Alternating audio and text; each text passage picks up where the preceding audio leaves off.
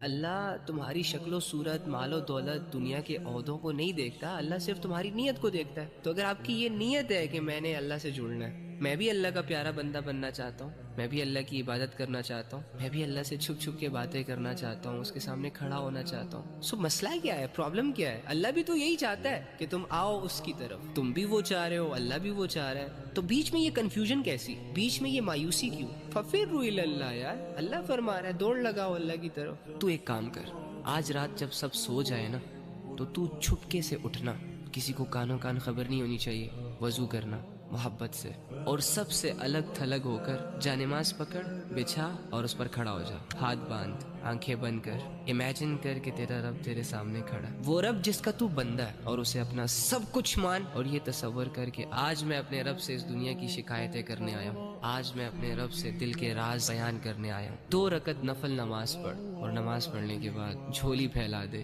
ہاتھ اٹھا دے، بچھا دے خود کو، عاجز بنا خود کو، اور دل کی گہرائیوں سے پکار اپنے اس رب کو جو تیرے دل کے حال کو جانتا ہے، جو تب بھی تیرے ساتھ تھا جب دنیا تیرے ساتھ نہیں تھی، اور جو آج بھی تیرے ساتھ ہے۔ وہ اکیلا کافی ہے تجھے سنبھالنے کے لیے، اگر تو گر چکا ہے تو وہی تجھے اٹھا سکتا ہے۔ اس یقین، اس امید، اس تصور کے ساتھ اپنا حال دل اپنے رب کو سنا۔ اللہ کے سامنے کھڑے وہی ہوتے ہیں جن کو اللہ کی ضرورت ہو۔